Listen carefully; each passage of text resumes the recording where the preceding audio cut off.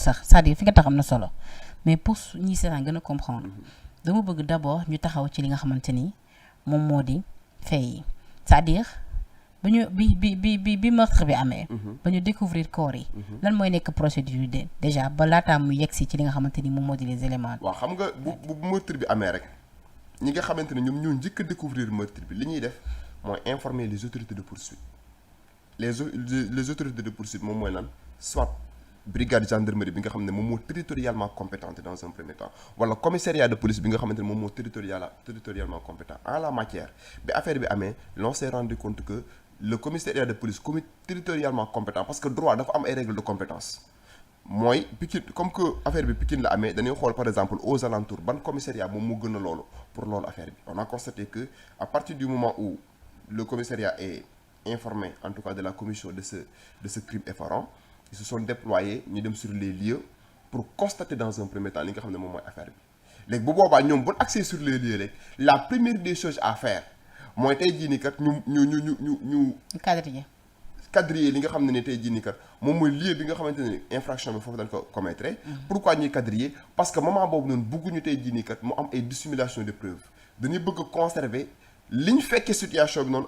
en état. pour que tey jii nii kat dara bañ leen rëcc. parce que benn élément bu leen rëcc rek mën na fausser li nga xamante ne nii mën na écorner la sincérité en tout cas de l'investigation. moo tax nga gis ñu dàq nit ñi après. quadriller ko def ci leen ñu gis ci image yi. kii bande bu jaune bi. voilà donc quadriller boobu noonu day démontrer ne kat ñun bëgguñu benn élément échappé ñu. parce que il y a des indices concordants. léegi si indices yooyu noonu la ñu mën a sukkandiku pour mën a xool tey jii nii kat ci yenn anam la ñu mën a orienter suñu investigation. bande bi ñu ci bind. au point do not cross. tout à fait donc au point de ne pas véritablement laisser certains éléments yoo xam ne c'est des éléments déterminants mu disparaître wala tey ji mu am ce qu'on appelle dissimulation de preuve parce que nit ki mën na commettre benn infraction ba pare ñëw ci lieu de la commission de l'infraction dissimuler preuve yi mooy jël preuve yi par exemple lëbëj affaire yi lëbëj carte gi pour que tey ji les enquêteurs ne puissent pas avoir en tout cas un début de solution wala une piste wala des mën a découvrir des indices yoo xam ne dina gën a faciliter seen travail d'investigation. Donc bu loolu amee nag la première des choses à faire mooy ñoom dañuy informer ki nga xam ne moom mooy le procureur de la République. parce que je tiens à rappeler que les officiers de police judiciaire ils agissent sous la direction du procureur de la République bi nga xam ne moom mooy seen patron. Le procureur de la République parquet général. Donc hiérarchie boobu noonu moom moo am. Donc si le procureur de la République est informé les procureurs de la République da leen di bàyyi ñoom ñu def ce qu'on appelle les premières investigations. mooy def leen li nga xamante ne tey jii moom mooy li njëkk. mooy par exemple conduire jël leen corps bi yóbbu leen ko par exemple hôpital. ñu def ce qu'on appelle autopsie bi. parce que yaa ngi tudd tout à l'heure le médecin légiste. Oui. Parce que en la matière les officiers de police judiciaire ils ne sont pas assez bien formés sur par exemple la médecine. Donc ñoom mënuñoo xam par exemple kat d'un point de vue en tout cas scientifique. kii nii carrément lan moo ko rey. Donc loolu dafa am kenn koo xamante ne c'est un médecin spécialisé moom la ñu tuddee en droit le médecin légiste moom moo la mën a décrire ki nga xamante ne tey jii nii kat faat nañ ko ci yenn anam nañ ko faatee. ak tey jii nii nombre de coups yi nga xamante ne jël na ko. kooku nag day def benn rapport boo xamante ne ni da koy jébbal ñi nga xam ne ñoom ñooy les officiers de police judiciaire ñiy def enquête bi pour gën a éclairer seen lanterne par rapport même donc au fait. moo tax ñu wax ba wax li nga xamante ni moo di paaka bi ñu ko jam ñaata centimètres lañ ko jamee. Tout à fait parce que loolu noonu day éclairer la lanterne des enquêteurs. Et s'il éclaire la lanterne parce que aujourd'hui on dit que la science contribue en tout cas à l'amélioration des techniques d'investigation. Donc foofu noonu da ngay xool ne science day aider le droit parce que droit ñi ko jàng il reste sur les principes les articles les codes entre autres mais même les magistrats ils ne sont pas assez bien formés en tout cas ci nit ki nan lañ ko reyee yan anam entre autres donc toujours ñoom am nañ possibilité ñu jël ay médecins légistes jël yeneen éléments yoo xamante ne tey jii dinañ concourir à la manifestation de la vérité dans le cadre des investigations bi nga xam ne ni moom la ñuy def ce qui a abouti en tout cas à l'arrestation parce que bu fekkente ne am na kenn ku ñu jàpp rek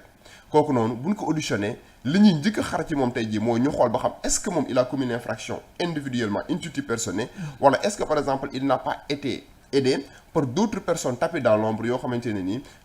disparaître na dans la nature ñoo ko aider à la commission de l'infraction te boo xoolee par exemple scénario bi nañ ko décrire même bu fekkente ne on n'a pas des éléments d'information pour parler du fond de l'affaire mais boo xoolee scénario bi nañ ko décrire da ngay am une idée que infraction bi kenn nit en tout cas mënu ko commettre plusieurs personnes ñoom ñoo mën a commettre un tel scénario. Ce qui veut dire que ni bi yëf yi amee ba ñu ñëwee ba découvrir corps yi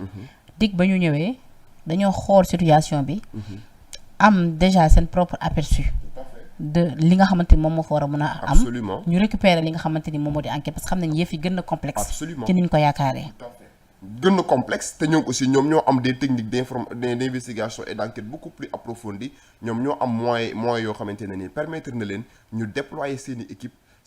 ci territoire national bi parce que DIC dafa am une compétence nationale donc bu loolu amee nag. loolu moo waral ba tey appartement boobu dafay nekk sous scellé. day nekk sous scellé c'est-à-dire ba jamono gi ñuy wax ni ku fa delluwaat. kenn mënu fa dugg kenn mënu fa fréquenter. ñoom rek non dafay seulement dem ak di ñëw appartement bi dañ koy mettre sous scellé mais tous les objets saisis foofu noonu dañ koy mettre sous scellé. léegi ñoom ñaata yoon la ñuy delluwaat ci appartement pour des réquisitions. bon à chaque fois que qu'il le juge opportun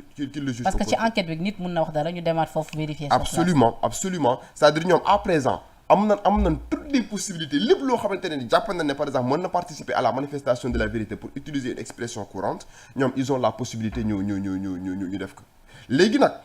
DIC li nga xamante ne tey travail bi nga xam ne moom lay def xam nga kan la koy defal da koy defal ki nga xam ne moom mooy le procureur de la République parce que waxoon naa la tout à l'heure ma ne les officiers de police judiciaire ils agissent sous la direction du procureur de la République léegi oui parce que DIC moyen d'investigation yi muy utiliser nii du wëy parce que tey ji bu garde à vue bi jeexee attention bu garde à vue bi jeexee la DIC est obligée en tout cas de déférer les personnes suspectées d'avoir en tout cas commis cette infraction au parquet défèrement au parquet boobu garde à vue bi ñaata heure la war a durer en tout cas garde à vue bi la garde à vue en procédure pénale du Sénégal 48 heures lay durer renouvelable mais en matière criminelle mën na dem ba 96 heures renouvelable oui mën na dem ba 96 heures renouvelable parce que pourquoi ñu wax renouvelable mën nanoo dem en matière de terrorisme wala les infractions en tout cas d'une certaine gravité garde à vue bi mën na dem ba 96 heures renouvelable c'est-à-dire mën nanoo dem ba 96 heures et que le procureur de la République les officiers de police judiciaire estiment que ñoom éléments yi nga xam ne soxla na ko carrément pour déférer les personnes suspectées d'avoir commis l'infraction au parquet amuñu éléments yooyu noonu yëpp ñu demande le procureur de la République mën na leen demander à ce que ñu renouveler les délais de la garde à vue léegi nag bu renouveler les délais de la garde à vue dañuy continuer ñu creuser dans ci seen information préparatoire léegi nag buñ demee ba nga xamante ne par exemple délai de la garde à vue bi jéem ils sont dans l'obligation les officiers de police judiciaire ils sont dans l'obligation de déférer les personnes suspectes au parquet. Pourquoi ils sont obligés de les déférer au parquet? Parce que gis nga peine dans la procédure pénale benn seconde bu délai garde à vue bi jeexee benn seconde bu suspect des ci commissariat bi rek day favorable suspect yooyu noonu parce que mën na nekk un motif boo xam ne seeni avocat mën nañu cee sukkandiku pour rendre nulle la procédure. ci la absolument. expliquez ñu loolu. Je vous donne un exemple. C'est un peu difficile à comprendre nag pour un profane. Amadou Mbaye juriste bu mag. xam nga tey par exemple Penda bu ne garde à vue bi 96 heures la renouvelable. Délai garde à vue bi jeex. Article 55 du code de procédure pénale day wax ne bu délai garde à vue bi jeexee benn seconde ñooñu waruñu kaa defaat ci division des investigations criminelles. Parce que benn seconde bu ñu defaat division des investigations criminelles day équivaloir à ce qu'on appelle une détention arbitraire. te bu équivaloir à une détention arbitraire seeni avocat mën nañ sukkandiku ci loolu pour saisir la chambre d'accusation pour wax ne la procédure il est nulle le procès verbal est nul pourquoi le procès verbal est nul parce que procès verbal bi nga xamante ne tey jii nii kat ci lañ sukkandiku pour enquête ñi nga xam ne ni ñoom ñooy suñuy clients yi nga xamante ne ni ils sont juste suspectés d'avoir commis cette infraction là les officiers de police judiciaire n'ont pas respecté les délais légaux de la garde à vue bi nga xam ne ni code de procédure pénale daf ko encadré. mais ci cas bi délais légaux yi ba tey ñu ko respecté. ba léegi ñu ngi respecté délais légaux yi. te même bu ñu passé ci cas bii nii xam nga tey ji pour contourner loolu noonu bu ñu demoon tey ji ba nga xamante ne délai garde à vue bi jéem même renouvellement bi jéem et que ñoom ils ont constaté que par exemple éléments yi ñu soxla ba léegi amuñu ko et que le procureur de la République n'est pas dans les dispositions d'accueillir les personnes suspectes. parce que day am man noonoo dem ba délai garde à vue bi jeex. procureur de la République ñu war a déférer ci moom mu ne man présentement nii kat amaguma temps pour accueillir ñooñu noonu mënoo leen ne góor leen déférer bu boobaa nag ngay dégg ñu ne la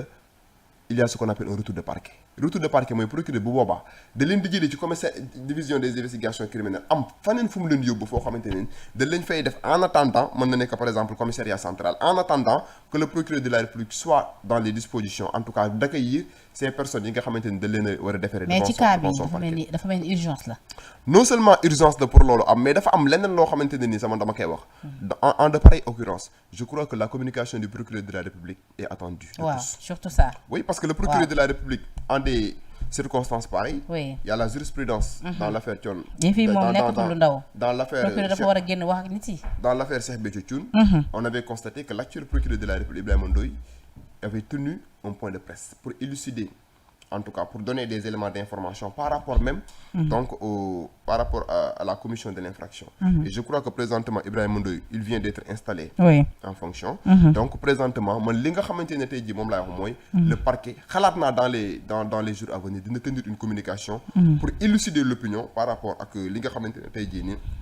moom mooy infraction bi nga a rappelé aussi tamit que ni Saliou Dicko moom mooy nouveau procureur de Guédiawaye moom it installé nañ ko ni ki tey. Tout à fait. Et même le parquet même le procureur de la République buy tenir un point de presse dans ce sens-là moom même il est tenu le procureur de la République il est tenu par le secret de l'enquête parce que nee naan le procureur de la République même bu fekkente ne day def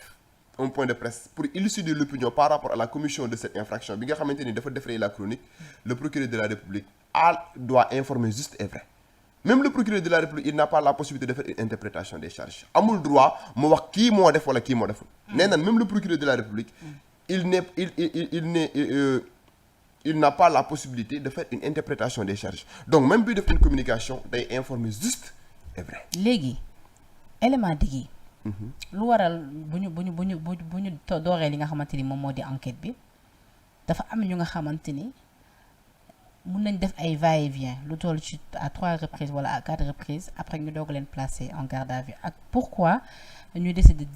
di leen placer en garde à vue sachant que ni ñooñu peut-être am nañ benn représentativité bi mënees nañ leen bàyyi seen kër yi bu ñu leen soxlawee ñu dem woowaat leen. waaw xam nga placement en garde à vue lan moo tax ñun juristes yi ñu xaw ko ragal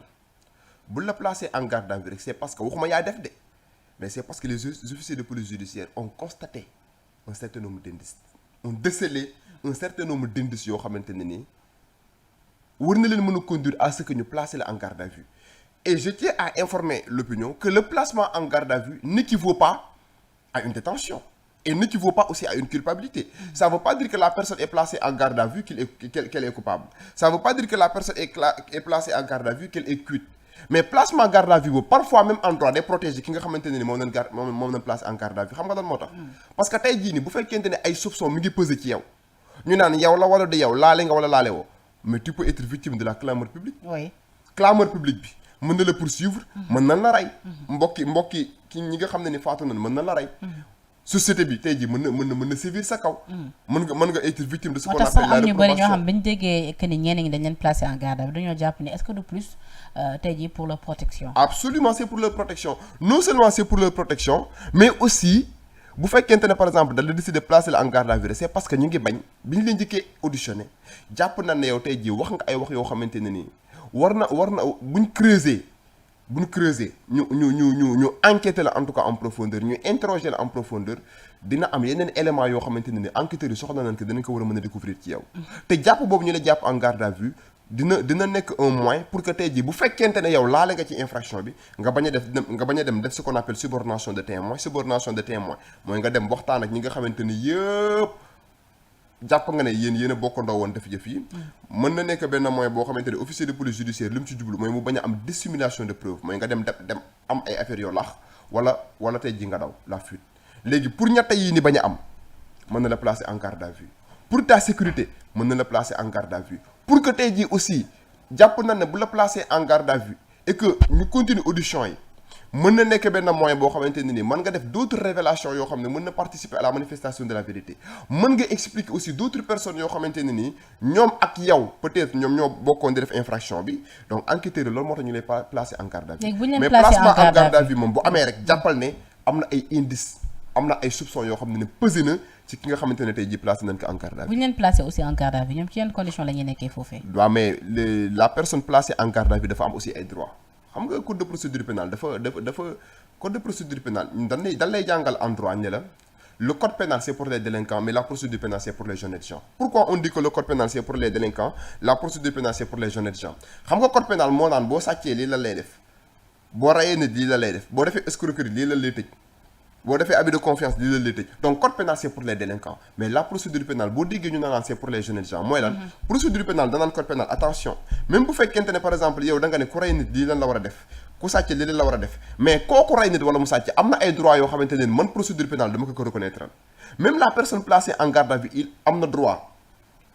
d'être assisté par son avocat dès les premières heures de son arrestation c'est-à-dire ñi nga xam ne ni présentement nekk nañ garde à vue am nañ droit balaa ñoo wax dara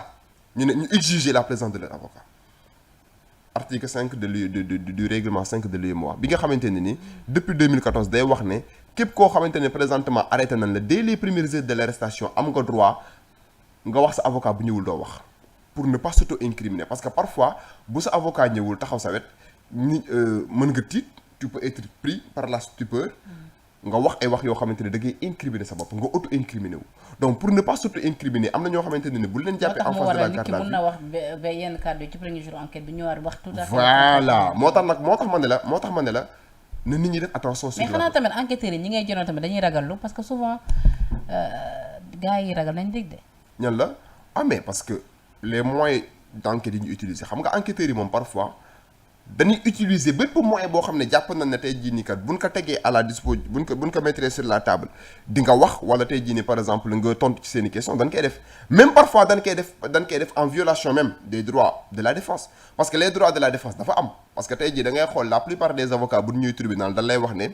juge bi par exemple danaan ki nga xam ne moom lay juger yow pourtant ba nga demee police ba nga nekkee police wala gendarmerie lii nga waxoon mais da ngay dégg mën na la parce que dañ ma doon dóor mooy PV yooyu ñu yore PV le procès verbal parce que le juge bi procès verbal bi nga xamante ne tey jii enquêteurs yi moom lañ koy defar moom si lay sukkandiku parce que juge bi moom xamul li xew moom les officiers de police judiciaire ñoom ñoo koy ñooy def benn travail en amont ak peut-être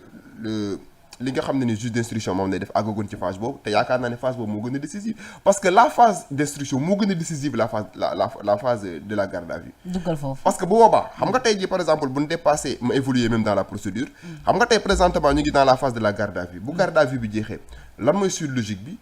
les personnes suspectées d'avoir commis ce crime da leen di déférer au parquet bu leen déférer au parquet obligatoirement en la matière la procédure de flagrance n'est pas possible parce que en matière criminelle l'instruction est obligatoire obligatoirement dina saisir du juge d'instruction léegi bu ñu demee ci procureur de la République après une confrontation avec le procureur de la République est obligé mu def ce qu'on appelle un réquisitoire introductif d'instance lan mooy réquisitoire introductif d'instance le procureur de la République day def benn réquisitoire boo xamante ne danaan man kat comme que lii crime la